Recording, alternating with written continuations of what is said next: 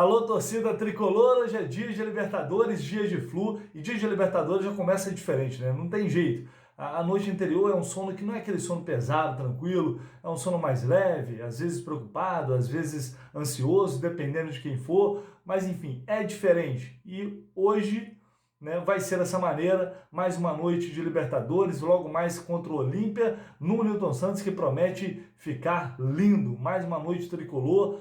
O torcedor promete fazer uma grande festa, mais de 30 mil ingressos vendidos antecipadamente. Não tive uma nova parcial, não consegui apurar, mas ao longo do dia devo trazer mais novidades aí. Quem sabe ingressos esgotados. Quem pretende ir, procura rápido, vai atrás rápido, porque falta pouco. Só tem ingressos para o setor sul, né? Para o setor sul. O setor leste esgotou rapidinho, o oeste também. Então corre lá. E antes de começar esse pré-jogo, para a gente falar tudo de Fluminense e Olímpia, aquela moral de sempre, deixando o seu like, se inscrevendo no canal. Se você não é inscrito, não me conhece ainda, está chegando por aqui. Sou Vitor Lessa, repórter do Flu pelas rádios Globo CBN, aqui no YouTube, falando só de Fluminense, o único da mídia tradicional, falando só do tricolor aqui no YouTube. Então ative as notificações, que aí você vai receber com exclusividade as notícias aqui do canal, informação, opinião, enfim, tudo que rolar por aqui. Então vamos iniciar esse pré-jogo aí para a gente falar de Fluminense e Olímpia, um confronto que, na verdade, não tem muita história, né? Foram dois jogos em 2013, dois jogos que não tem, de fato, que não trazem lembranças boas para a torcida tricolor. O Olímpia acabou eliminando o Fluminense naquela oportunidade, né? Primeiro jogo 0-0 em São Januário, depois no Defensores del Chaco, deu Olímpia por 2-1, o gol do Fluminense foi do Rainer, vocês estão vendo aí, mas o Olímpia depois acabou virando o jogo, fazendo 2-1 e se classificando. Então uma hora é de vingar, é a hora da revanche, é a hora de retribuir na mesma moeda para os caras. Chegou o dia, essa trajetória começa hoje, nada mais justo, né? Uma vitória lá, outra vitória cá, só que agora do Fluminense, uma para cada lado. Essa trajetória começa a partir desta quarta-feira. E qual o time que teremos, que veremos logo mais? Qual a equipe que o técnico Abel Braga vai mandar a campo? Ontem eu trouxe aqui essa informação no canal do Lessa e também nas minhas redes sociais, que o Fluminense deve ser o mesmo. O Abel deve manter o time que vem sendo titular, a base que vem sendo titular ao longo desta temporada. É o time que ele escolheu até aqui. É o mesmo time que eliminou o Milionários. Não creio que a gente vai ter novidades. O Fluminense deve ir a campo com Fábio, Nino, Felipe Melo, David Duarte, Calegari, André Iago e Cris Silva, Luiz Henrique, William Bigode e Germán Cano. Deve ser esse o Flu. Sem nenhuma novidade, como esperado, não acreditava que o Abel fosse mexer. Pode haver alguma alteração, alguma mudança? Pode haver, porque o Abel está escondendo o time, está fazendo de tudo para esconder as escalações, então a gente não conseguiu apurar com 100% de certeza. Seria possível, talvez, o João Arias ali no lugar do William Bigode, a gente já vem pedindo isso já há muito tempo, né? Ou o Nonato, ou o Martinelli na vaga do Iago, é até possível, mas eu acho difícil. E aí, tem dois lados dessa questão. Primeiro, mudar agora, será que seria o ideal? Porque a gente já vem pedindo essas mudanças ao Abel já tem um tempo, e elas não aconteceram até agora, né? E num jogo de Libertadores, creio que é mais difícil ainda, até pela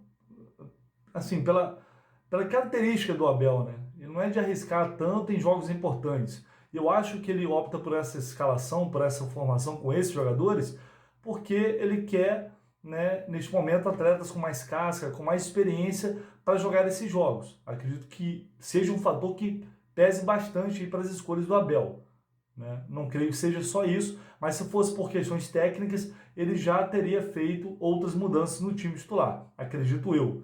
Então, assim, é aquela história. O time vem ganhando e ganhando muito bem, 11 vitórias consecutivas. Vai mexer logo agora na Libertadores, porque final de semana que vem, por exemplo, tem jogo contra o Boa Vista, né? Você pode fazer mais testes, depois daqui a pouco tem a semifinal de Carioca, tem Libertadores, enfim.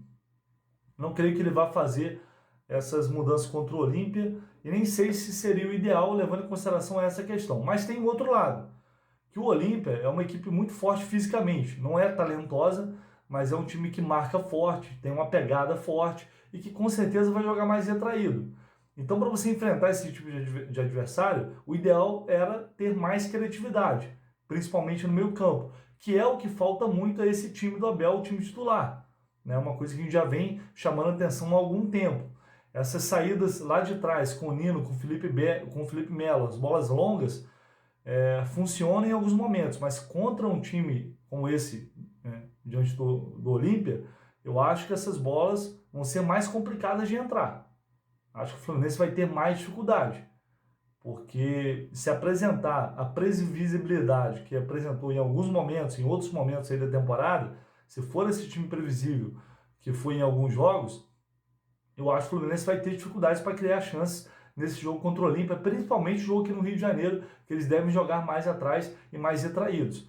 Então seria interessante a entrada de mais um homem no meio, que fosse Martinelli ou Nonato, ou até o John Arias na frente, porque ele joga mais aberto pela esquerda, mas ele tem essa capacidade de se movimentar, né, de criar espaço na frente, até para o Cano, para o Luiz Henrique, para quem vem de trás. E essas movimentações, essas chegadas dos homens de trás que a gente tem observado no time reserva, com o Martinelli, com o Nonato, os volantes chegando na área, finalizando, dando assistência, né, atacando o tempo inteiro e sem deixar de recompor na marcação.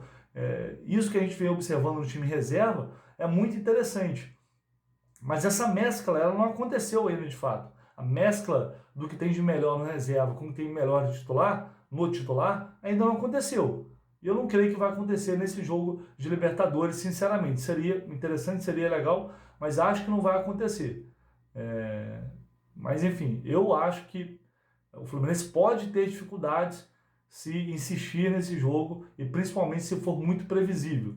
O Olímpia vai se fechar e talvez facilite mais a vida do Olímpia, mas enfim, vamos ver qual será a estratégia do Abel e se de fato ele vai colocar esse time mesmo logo mais. Vamos aguardar e tomara que, enfim, seja lá qual time que entrar em campo, que faça um grande jogo. No fim das contas, isso é que é o mais importante. E, é claro, largar com uma boa vantagem.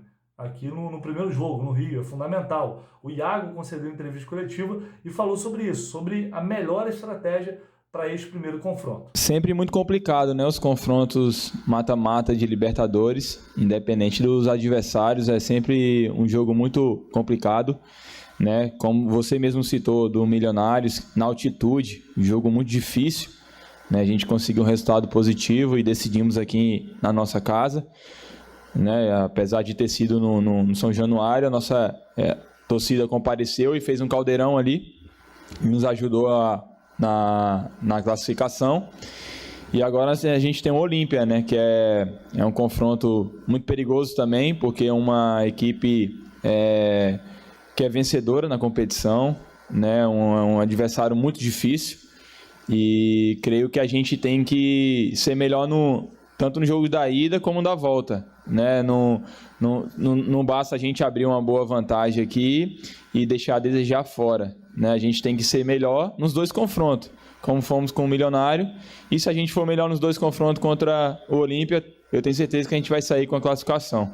Lembrando, né, o Fluminense vem de 11 vitórias consecutivas, vai em busca da 12ª, e assim, o que eu achava muito improvável até pouco tempo atrás, alcançar 13 vitórias seguidas em jogos oficiais, que é o recorde absoluto da história do clube lá de 1919, né, ou seja, no século passado, eu tô achando que é mais possível, né, pela forma como as coisas vêm acontecendo, eu já estou começando a achar que é possível, né?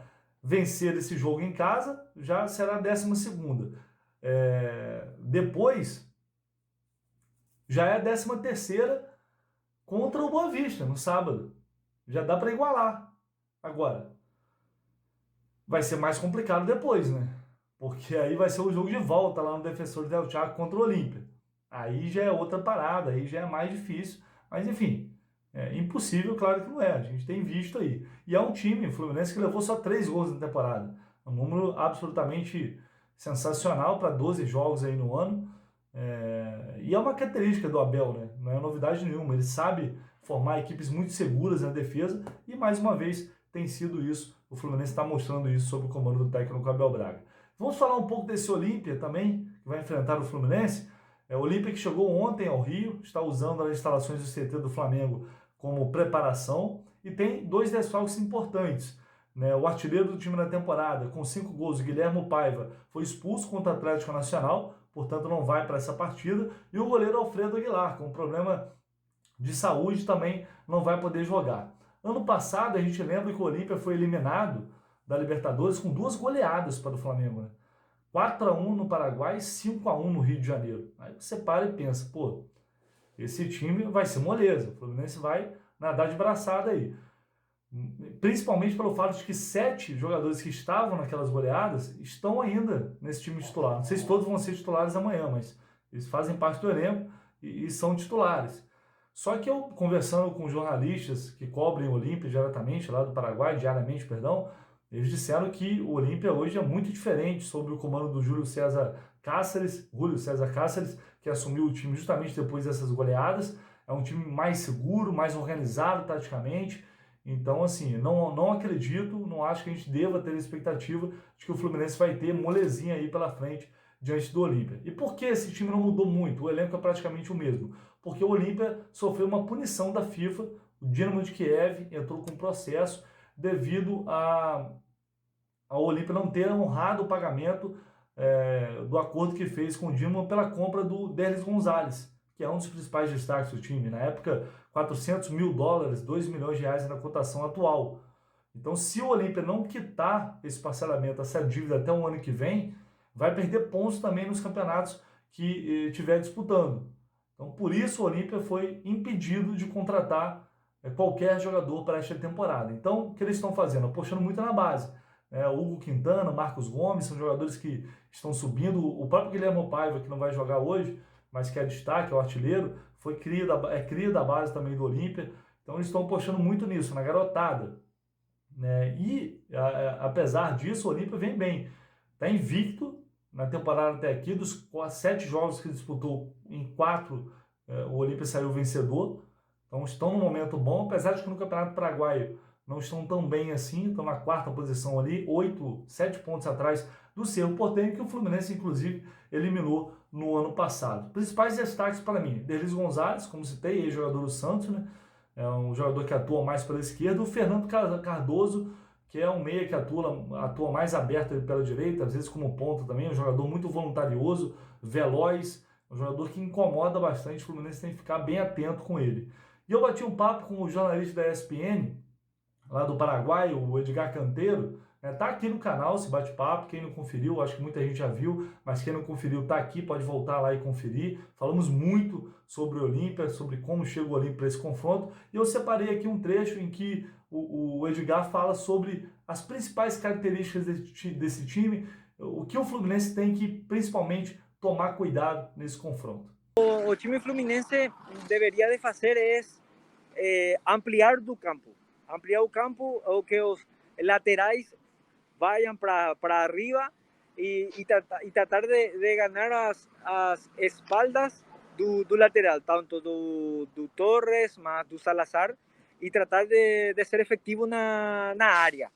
Porque Olímpia se você tem ocasiões de gol e não la hace, Olímpia, de qualquer momento em um partido que você acredita que es do Fluminense, puede bater un gol y ahí automáticamente es mucho más complicado hacer un gol en Olimpia, porque se mantiene bien atrás, fechado una defensa muy complicada, muy difícil.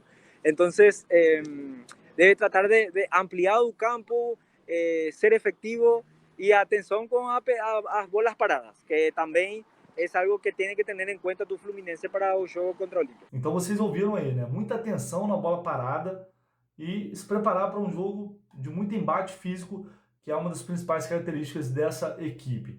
Vamos falar da arbitragem, já para a gente ir fechando esse pré-jogo. Facundo Telo apita o jogo, mais um trio argentino, hein? De novo, auxiliado por Maximiliano Del Yesso e Facundo Rodrigues, né? Todos aí da Argentina. Facundo é um árbitro muito experiente, tem 39 anos, apitou desde a temporada passada 35 jogos, sendo 7 de Libertadores, 15 de eliminatórias, então é um árbitro acostumado a esses jogos importantes, né, desse tipo de competição. Ano passado, detalhe, ele foi o árbitro daquele 2-0 do Fluminense sobre o Cerro Porteño no Paraguai, mais um time aí paraguaio. E vocês lembram muito bem o que aconteceu naquele jogo, né? O Cerro teve um gol absurdamente anulado.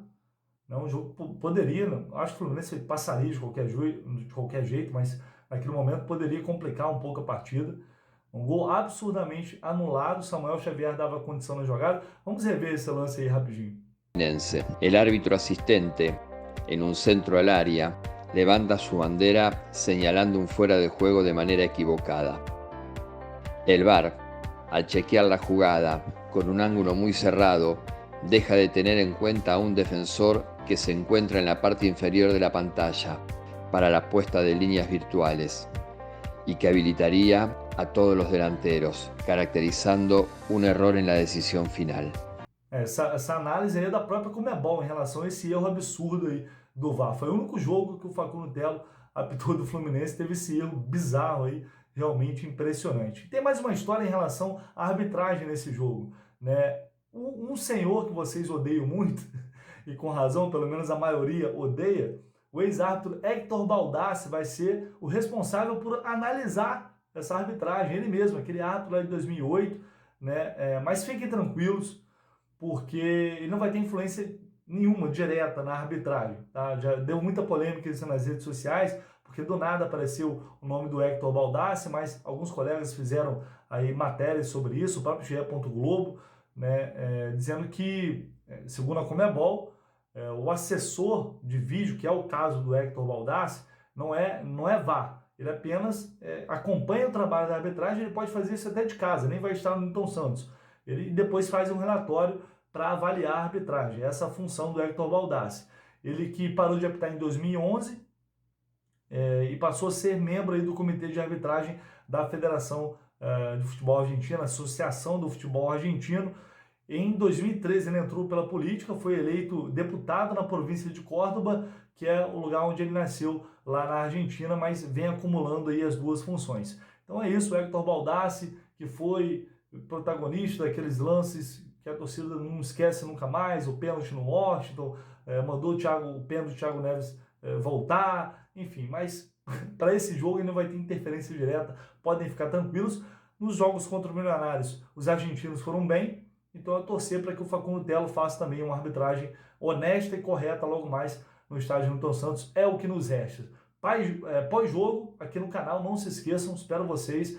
Terminou o jogo, terminou a transmissão lá na Rádio Globo, na Rádio CBN. Eu vou abrir a live aqui no canal para a gente falar tudo sobre esse Fluminense e Olímpia. Tomara com uma vitória de 2 gols ali, para já dar uma tranquilidade, para ir para o Paraguai já com a cabeça mais fria. Tomara. Então espero vocês aqui logo mais no pós-jogo para a gente falar de uma vitória tricolor. Já estou profetizando aqui. Vamos falar de uma vitória tricolor. Eu aguardo vocês aqui. Deixa o like, não se esqueça não. Deixa o like. Se inscreva no canal e deixe seus comentários também porque você não gostou, porque você gostou, que a gente vai trocando ideia. Valeu, pessoal? Estão em casa. Um abraço.